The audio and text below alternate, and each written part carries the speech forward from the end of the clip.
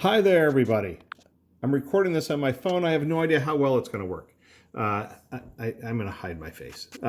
Here's the next thing from DeltaMath. I'm doing this on my phone so I can actually write and take a note that you can see because I don't have my Elmo device with me today. I'm at the camp. Anyway, let me, here's what we're going to be doing. Where we're heading is we're going to be graphing parabolas. And if you look at this, here's an example. Graph the equation y equals negative x squared plus 6x minus 8. There's a help video. You can see there's a help video here. In this case, I don't like the help video because what he tells you to do is take that equation, plug it into a TI-84 graphing calculator, go into table mode, and just copy down the points. That's not how I want you to do this. What I want you to look at, let's see, negative x squared plus 6x minus 8. I'm going to remember that, and I'm going to go create a note. I'm hoping this all works for you. I want a new note. How do I get a new note? Erase all. Okay. Here's what I'm going to do. I'm going to copy this in.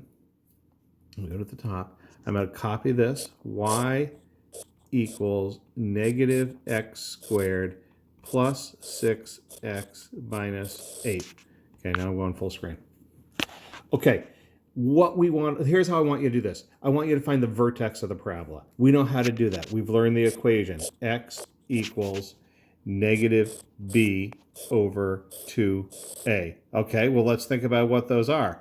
I know that a is negative 1,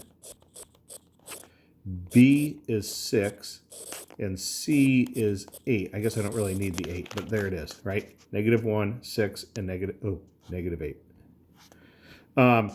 X, I'm going to substitute into this equation. Remember, this equation right here gives us the x value of the vertex of the parabola. So it's negative b. Well, b is 6, so that's supposed to be negative 6 over 2a. A is negative 1. 2 times negative 1 is negative 2. Let's simplify this fraction. That's a 3. Negative 6 divided by negative 2 is 3. Okay, that's the x value of our vertex. How do I find the y value? I substitute that 3. I take that 3 and I substitute it in to the original equation. That's negative 3 squared plus 6 times 3 minus 8. You have to be careful. If you enter this into the equation without the parentheses, you're gonna get the wrong answer. It'll give you positive 9, but the answer to this is negative 9. PEMDAS says we square, and then we put the negative in front. Plus 18 minus 8. I'm doing this all without a calculator. Negative 9 and 18 make positive 9 minus 8. Oh, that's 1. Okay, so what do I know? What do I know? I know that the vertex, I'm trying to change colors. The vertex, it's hard to read my writing on this phone, I apologize. The vertex is at 3, 1. Okay, that's easy. The vertex is at 3, 1. What's something else I know about this parabola? Well, there are a couple of things. I'm going to point them out, and then we'll get into some more detail with it. But what I'm going to point out is that this right there, that's the y-intercept. The y-intercept is at negative 8. Okay, the y-intercept is at the coordinate 0, negative 8. Okay, oh man, I can't write on this. Sorry, that was a messy 8. And, oh, I know the other big thing. The other big thing is that, oh, I already did orange. The other big thing is that because this is negative, remember A was negative, I know that it opens down. That's key. Here's what you need to know. Okay, these things right here and these colors, these are the characteristics of the graph. We calculated the vertex. That was the only hard thing. The intercept is really just the c value, right? That's my c value right here. That negative 8 is my y-intercept. And it opens downward. Okay, well, I know it opens down because A is negative. How does that help me? Let's think about a regular parabola. And we've not talked about this at all, and there is no DeltaMath lesson that talks about this. But here's a parabola. Not a very perfect one. That's not bad.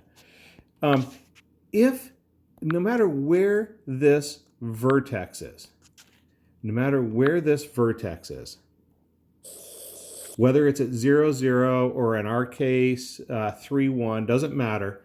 Relative to that vertex, if I go right 1 unit, I'm going to go up 1 unit. Right 1, up 1. Okay? And you're going to start to see the pattern here in a second. I'll change colors. If I go right 2 units, how come I can't draw? If I go right 2 units, I'm going to go up 2 squared or 4 units. Why squared? Because it's a parabola, and parabolas are always have that squared term in them. If I go right 3 units, I'm going to go up, you could probably guess, 9 units. If I went right 4, I would go up 16. If I went right 5, I would go up 25. If I went up 100, if I went right 100 units, I would go up 10,000 units. It's big. Okay, so the other big thing here is that it's symmetrical. So if I have a point there, I have a point there. And that coordinate maps to that coordinate, and this coordinate maps to this coordinate. Everything are always symmetrical across the line of symmetry that always goes through the vertex. Okay, here's why I bring this up. I know that it opens down. Vertex is at 3, 1. Y-intercept I don't care about so much, but it's at -8. 3, 1 opens down. Those are the key things that I want to remember. I'm going to go back, if I can figure it out, I'm going to go back to my DeltaMath. So I said that the vertex was at 3, 1. That's right here. If I can zoom in.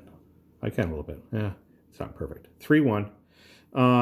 And I know it opens down. So if I go right 1 unit, instead of going up 1, I'm going to go down 1. And then there's a point of symmetry. If I go from the point, not the point I just plotted, from the vertex, which is right there. If I go right 2 units, I go down 4 units. 1, 2, 3, 4. There's a new point there. Point of symmetry. It drew the graph, but notice in the instructions it says including the roots and the vertex. Oh, I have them. I have the vertex and I have the roots. Sometimes you have to plot more because they really want the x-intercepts. By the way, from here, if I went right 3 units, 1, 2, 3, down 9. 1, 2, 3, 4, 5, 6, 7, 8, 9. There'd be a coordinate. It says I can't do more than 5 units. There'd be another coordinate down here at 6, -8. And then the corresponding point, oh, that's that 0, -8 point that we calculated. All right. I think that that's enough to get you going.